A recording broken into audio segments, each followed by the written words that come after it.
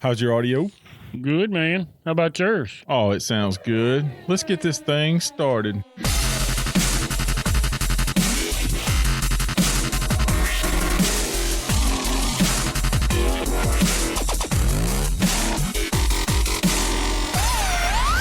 Little things like ace. Welcome, everybody, to another Georgia Archery Podcast. Podcast number 28? 28. I had to think a little bit. It's been a while. It's been a while, man. It's been a while. How you been? Good. Busy? Sort of. Slightly. Yeah, maybe. That's what's... Is that what they call it? Yeah, I guess so. You remember what your name is? Bowstring or something. I don't know. Or cut these shafts at this length? Or, yeah, something like that. Yeah. Well, it's been a while because we haven't had a chance to sit down long enough to do anything, because anytime that we've stayed late, we've turned wrenches, or anytime we've flexed arrows. Yep, we flexed arrows and got everybody going. But that's still doing that. Yeah, I mean, but we got as many as we could get done right before season, so that everybody got to going. So let's back up a little bit. It's been now 3 weeks. Whoa. So this last time we talked was the boys were in Canada shooting and trying to finish up. Yeah, and they're finished up. Yeah, they're finished up. 3 weeks ago they finished. Ethan Johnson finished up 7th overall. And Dalton Richardson finished up 12th. And then Tyler. Finished up 13th. So now Dalton, I don't know about Ethan or Tyler's team rounds. But Dalton's team. Well, it was the same team. Here's how that worked. Dalton qualified higher than everybody. Right. So he qualified in the top 5. So that put him in the U.S. archery team, which was one barebow, one recurve. Right, Calvin. Calvin and Smock. And so they went on, and that was the team. Gotcha. And so it was based off the qualifying. So that's how they built the team. And that team went through and had a close match and didn't quite get there. Yeah, they finished 4th or something, I think. Yeah, they finished 4th. So the overall team was not as, they wasn't as happy as they wanted to be, but that's how it works. So that goes sometimes. Yeah, and then United States had some people make the team, make medals. So there was a few medals that come home, and overall it was a pretty good thing. So right, yeah. But that was a few weeks ago, and then we had Labor Day. I know, I done kind of forgot. And then we had Labor Day. And yeah, we did. And did you labor on Labor Day? I did something. Something, yeah. And then they had the Archery World Finals. That was Spain. Yeah, when they went, and the cool part about that, in my opinion, World Finals is like the creme de la creme. In other words, there's only 6 folks that they have to compete. It's not like you think about, they travel around the world and you're out in the first match 15 arrows as a compounder, or it could be out. You could be out in 3 sets in the recurve side, traveled around the world to get there. But you're playing against the best of the best, right? And the way they do that is if you won a world tournament, or in points wise, you qualified enough, and wherever it's held at also gets a spot. So if it was held in the United States, there'd be a spot for them. If it was held where it was held at, they had a hometown favorite. Gotcha. So if it was held here in the United States, just talk hypothetical for a second. If it was held here in the United States, we would get a spot. So how would we choose who got that spot? That would be something that they would do. I don't know how they would do it, because essentially we already had people there. That's the reason why I was wondering. At that time, in other words, I guess the second person would get it. Gotcha. Our next best would have gotten it type thing. Because, we actually ended up with 2 compounders, a recurver, one male recurver, one female recurver there, and then 2 compounders. So Jimmy Lutz and Braden Gillentine were both there. So it's pretty cool. Brady got the gold medal. Saw that. He had just come off of shooting world record.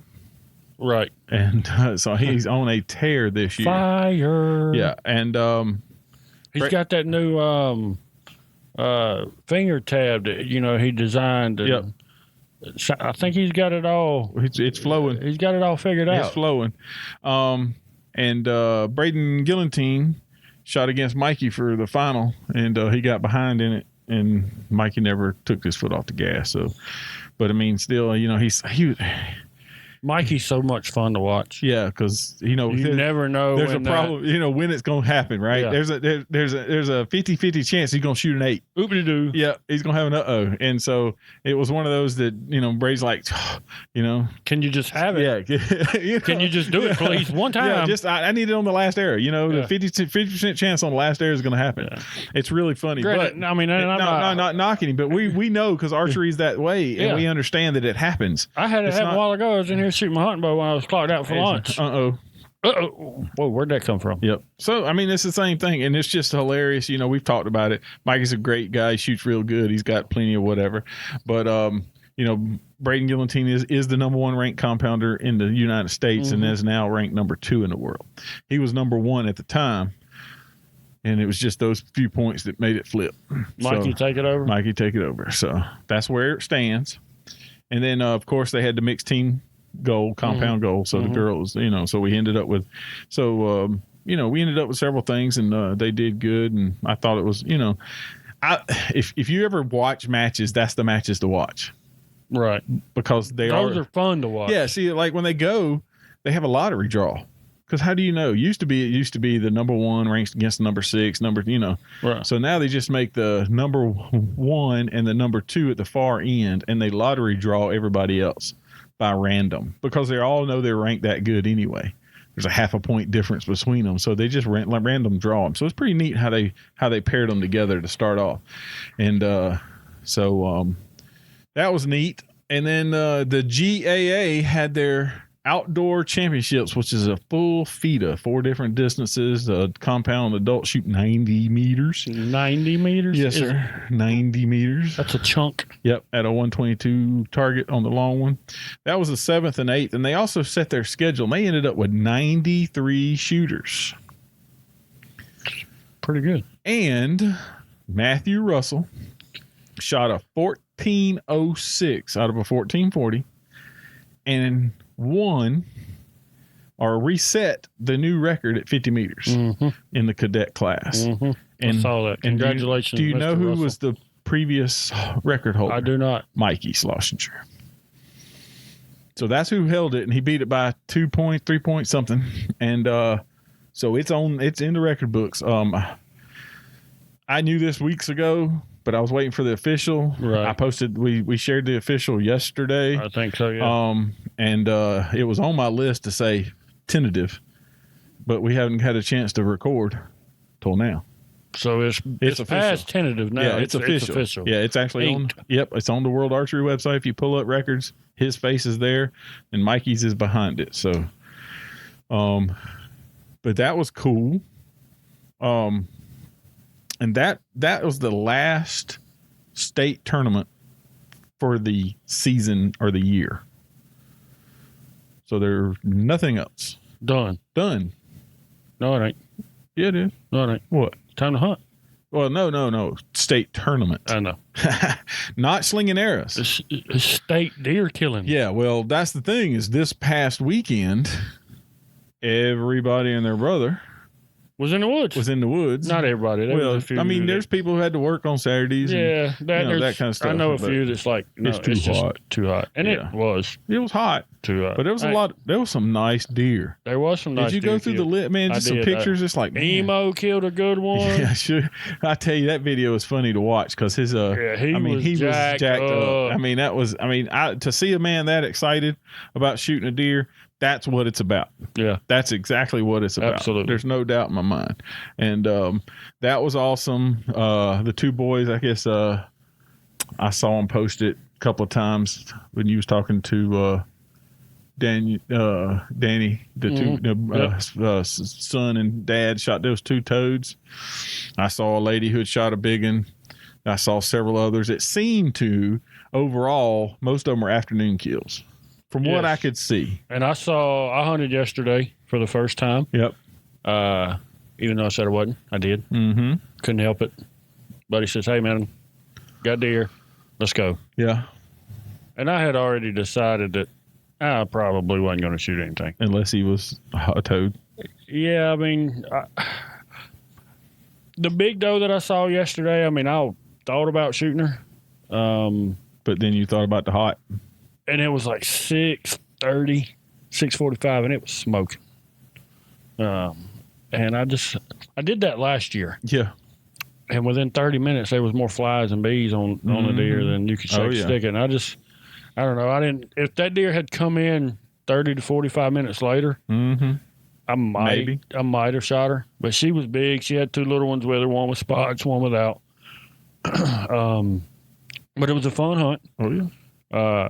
The first time that I have ever let an arrow go at a coyote, and I missed.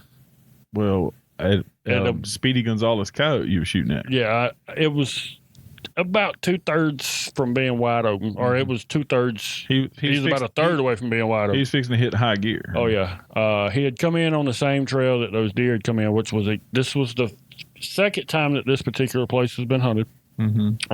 Place a buddy of mine's got, and the deer came from the way we walked in.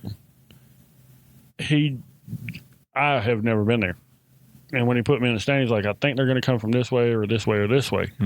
It's from all the sign that I seen when I put stands up. All right, then. Deer came in on the exact same trail we came in. Like, literally was walking in our footsteps. Stopped where we stopped. They didn't care. They were just trying to figure out where are they going? The big doe knew something wasn't right. She could smell something. And I'm not surprised. I mean, as hot as it was. Well, yeah. I mean, it's hard to cover up that much sweating. Yep. But it was fun. I mean, yeah. That coyote that I shot at later in the evening was running about $120. I still don't know how far he was. I don't know where my arrow's at because it was getting late, and the lighted knot was apparently about dead because it was not glowing. It's probably one of them that you'd been shooting up here. No, but it was one that had been on my bullets since I built them for Texas, and I just don't know if it got pushed on. I got you. I didn't even try it when I knocked it. I mean, you know how much time I spent with my hunting bow? Yeah, I know. Well, the 3 times I saw you shoot it, and then that's about it. Yeah. And hunting arrows ain't been touched, so I just assumed it was good, and I shouldn't have. But either way, don't know where the arrow's at. I sent it, and it may still be going. Yeah. But so is the coyote. Well, I went Sunday. Yeah. Did you sweat to death too? I put up my new camera finally. The cutty back? Yep. That thing is cooler than sliced bread. And it took my picture while I was spreading out there.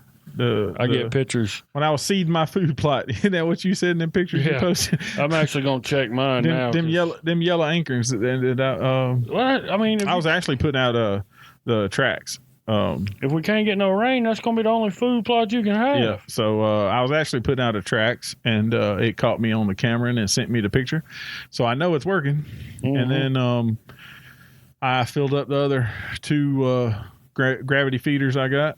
And then I turned around and sat down and for the evening hunt and just relaxed. And I had a little scrub come through. And I had already told Robbie, I think the first thing I'm gonna have to let the air out or whatever comes by, but I debated it. I mean, he was a, you don't call him yearling, I guess, 1.5 years, whatever. But, to have 6 inches of bone on his head and almost not be 3 foot off the ground, small deer, that means he's got potential in my opinion. Yeah. And so I'm like, well, we can let him walk and see what potential we can get because there's a couple of good ones.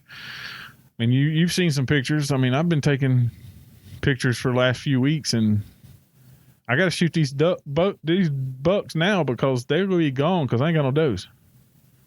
I got pictures of 1 doe and of probably 2,000 pictures. I've got plenty of doe pictures. Yeah, well, I don't have that. In one spot. Yeah. Well, it's the same 4 does. Yeah. But they're regular. Yeah. But I don't have many deer with horns. I understand. Well, see, we have the opposite problem. That's kind of funny because last year I had more deer with horns on camera than I did without horns. That's right. I seen more deer at this particular place with horns than I did without horns. Okay. They wasn't very big, but nonetheless, they were horns. That's right.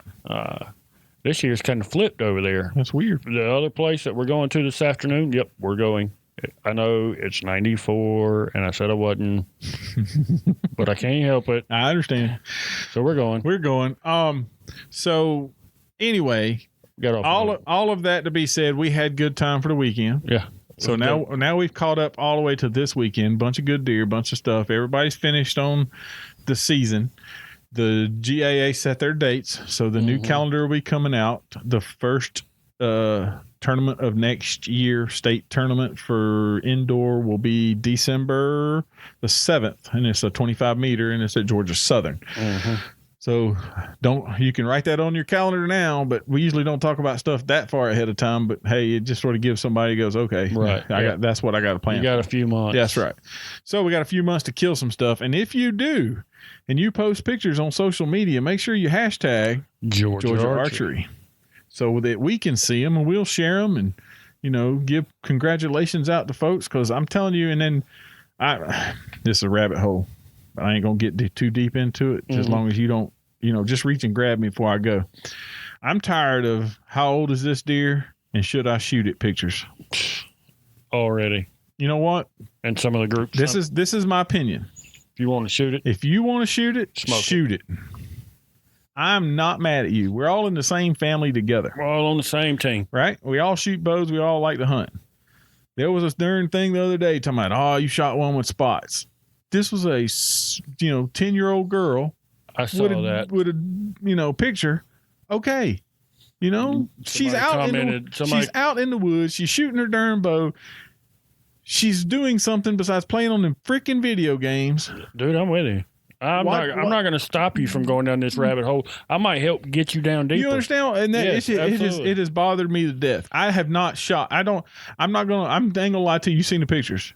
I got lots of bucks. Right. And I got some that are probably 117s, 115s. That may die.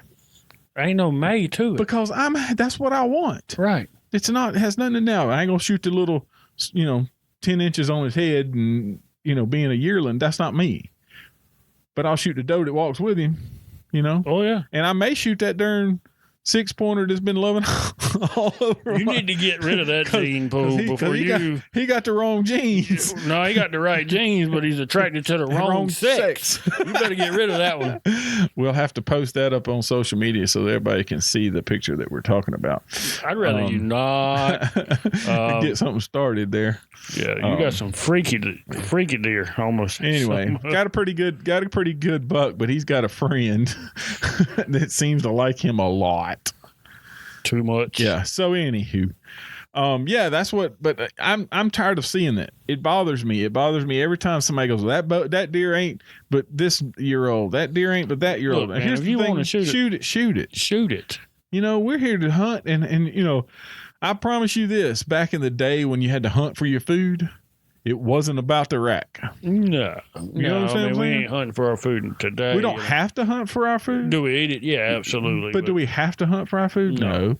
But I set my standard, and that's fine for me. Yeah, I'm not gonna fuss pick on you or jab at you because you had to wipe the milk off the lips of the deer after you shot it. Or when I hit it, the spots fell off. You know what I mean? Dude, why make them fall off? Let them stay on. But you understand what I'm saying? I got it. I'm tracking. It bothers me because my opinion is we're all out there hunting and we're doing what we love to do. Why beat somebody down because they didn't shoot the deer that you thought that they should, or they shot the deer that you would let walk? Well, yeah, that's you. You may like the color black and I might like the color green. That doesn't mean that I'm gonna bitch at you every time you wear black. No, it doesn't make no sense. Dude, I'm with you. So that's just. How about them dogs, man? How about them dogs? Well, I tell you what, them dogs have gonna figure out if they can play. They're gonna say next weekend. Yeah, this coming up weekend. Yep. So, but they didn't let them score at all. Didn't even let them get on the board this past weekend. So, they're doing pretty good. Whatever football team you root for, I hope you keep rooting for them. Everybody needs a fan. That's right. So things coming up. Archery Learning Center is doing their Wednesday night league. So they're doing an indoor league Wednesday nights. Ace Archery has just finished up their hunting league, and in 2 weeks or whatever, we'll officially start our leagues. Right. So the more the target bow style. And 4-H is starting in lots of counties. So Walton County had their meeting Friday night, and other places I've seen posted, hey, we're going to have our meeting here. We're going to have our meeting there. So 4-H is starting up there. Get rolling. The last United States shoot, the last national shoot, is the last USAT event in Texas. Last weekend of September. Yep. So, and then they'll be done finally. Done. Looks like all of our 3D archery heroes, or a lot of them, are out slinging arrows and dropping some big uns. Tate killed a moose of an elk. David Hauser killed a moose of an elk. That's right. They all killed some toads. Levi's killed more toads than them. He's got that mule deer, that dang ram, the elk did, and then they've been hunting for, and I didn't notice he killed an elk. It's I don't know. I have to look at it. I know Chance killed a toad. Dude, that elk that Chance killed. I mean, good gracious. Yep. So I mean, all of our 3D heroes, which they're out doing their thing, and Tate was mad because he had to wait a week to go. And then I seen a lot of pictures of a lot of folks that are going this week. Hey, we're out. This is the last social media post for a week or wherever. So, and then if you're a local archer and you're headed out, we got a lot of guys who were headed here and headed there and, trying to get their stuff going. They're like, I don't care about open weekend. I'm fixing to go to Colorado in a week, So all of those guys that are headed out, good luck to all of y'all. And then, like I said, hashtag some Georgia Archery on all those pictures. So you've been spraying down with your no scent? Yeah, absolutely. Is there anything else? You've been putting out your tracks? Well, yeah. Dude, let me tell you about my first experience with the tracks. All right. And Cody back. That Cody back camera is cooler than the other side of the pillow. I'm just saying. But I got a place over about 15 miles from here. I'm not going to say exactly what town because I don't want nobody trying to get up on my deers. But there's already too much of that anyway. Yeah. Anyhow, I've never used the tracks, which it's a new product for this year. And this particular place, I have tastes pretty good at it. I have not stepped foot on since November of last year. Yep. Early November. Like really early November. Yeah. Before Thanksgiving for sure. Oh yeah, most definitely. Because I don't think I hunted any time, maybe once after Thanksgiving. I'd already killed 3 and Nate had killed 3 or so we were deered up. But anyhow, with that being said, I went over there last Monday. Nathan and I went over there last Monday. He was out of school from his hand, having to have plates put in it and all. Yep. Dropped the bag of a tracks and put the Cuddy back up. That picture's funny. I'm seeding my food plot, and then a zillion people, what'd you planting? And you said a tracks, and everybody goes, you can't plant that. And I'm like, well, if you ain't got no rain, it plants pretty good. Yeah, I mean, that's the only food plot I can plant right now. I mean, I ain't no way I can justify spending that kind of money and putting it in the ground, hoping that it'll come up, fertilizer and yeah, I just ain't. So I'll keep planting my tracks. Or even if you did get one and it pops up, sprouts, and then burns up. Yep. So I'm just gonna keep planting my tracks. I know that they'll eat it today. Yeah. If I put it on the ground today, they'll eat it today. How do you know that? Because at 5:46, you can see the camera. Maybe it's 4:46.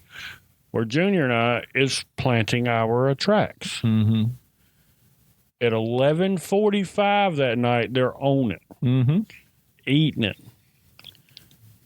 5 hours, 6 hours. It's gone. It's ready to go. And they're already on it. And so you didn't have to wait for rain? No. You didn't have to wait for it to grow? And fertilize it. You didn't have to freaking put all the 10-10-10 on it? No. I mean, if we could depend on rain, I'd much rather. I'm not rather. I enjoy doing the food plot thing is good. Don't get me wrong. It's a whole other side of the experience, so to speak. But I'm not. I'm not knocking a food plot. I've done it in the past where you're taking a shot, hoping for rain. I'm not doing it. I don't know how many hundreds of dollars I've set or put in the dirt. That never did nothing. That never did anything. I understand. Just ain't doing it again. But anyhow, 5 to 6 hours, whatever it was, they were on that of tracks. Mm-hmm. And I know that because the cutty-back sent it to me. Sent you a picture that says, hey, there they are. And Nate and I had a bet going on how many days, how long it was going to take. You figured 24 hours, right?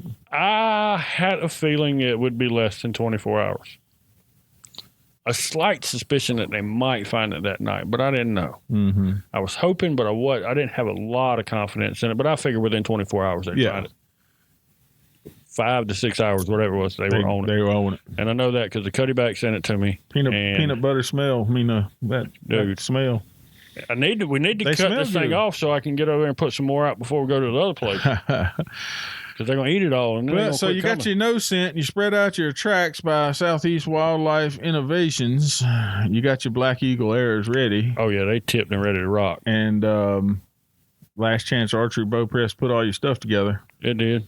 And so I'm just dropping names of places. There's one on here that they're Georgia-based. That's what all of this is Georgia-based companies, and I was just dropping some names on the list of Georgia-based companies because we're Georgia-based, archery. So I was just those things are Georgia-based companies, and there's 2 more on there that are Georgia-based companies. Obsession Bows, and Axion. So. There's people who use Axion products, and there's people who use Obsession Bows. They make some good looking stuff. I don't have too much experience with it, but considering that Arcus is right here, that would be Tink's Dead Downwind. I mean, all that stuff's been used. Use Dead Downwind. All of that stuff's been used. So I had put this little list of some archery companies, and our products that we use in the archery industry. Well, Swacker broadheads. Yep, Swacker broadheads.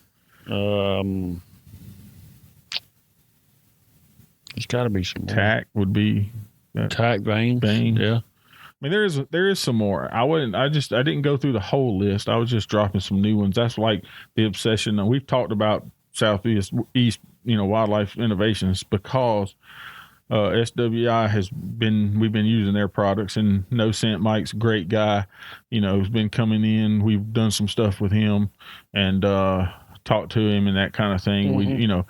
If we use a product, we're going to tell you what we use. Just like gas bowstrings ain't in Georgia, but I didn't know that it's only bowstring I'll use. That's right. So I mean, and that's just has to do with what we use, right. And so but I was just adding. That's why I added Obsession Bows, because there's a whole lot of guys who shoot Obsession Bows. Mm-hmm. It's a Georgia company, and they make a good bow. Ain't nothing wrong with it. And then Axion's made some products, and then like I said, we'll keep adding some products to the list. And Last Chance has been there forever. And if you run a bow shop, you use Last Chance products like they're going out of style. So your bow is more than likely touched a Last Chance product in any bow shop you've been in. So at some point, for sure. And then they got a hanger that's pretty neat. Bow hanger. Mm-hmm. And then they got a fletching jig that people use a lot, and some different stuff. So the boys over at Last Chance have always done me well, even way before for many years. I love their glue. To flex arrows with. I got a bottle of it while we were at the ATA show, and it did very, very well. I've always used their glue, and then they got accelerator spray and so forth, so I ain't never had no problems. But that being said, we were just trying to hit and miss because it has been like 3 weeks and since we've had a podcast, and we needed to get one done, so we've gotten one done. The deal is now it's time to kill something, to go get one done. So until next time, we're gonna cut it off right there, I guess. What do you want to talk about? Nothing. I'm ready to go shoot something. Oh, you just told me you were ready to get it done. Yeah, look, I'm down like 4 flat tires. Yeah, well, there's not a lot of tournaments coming up.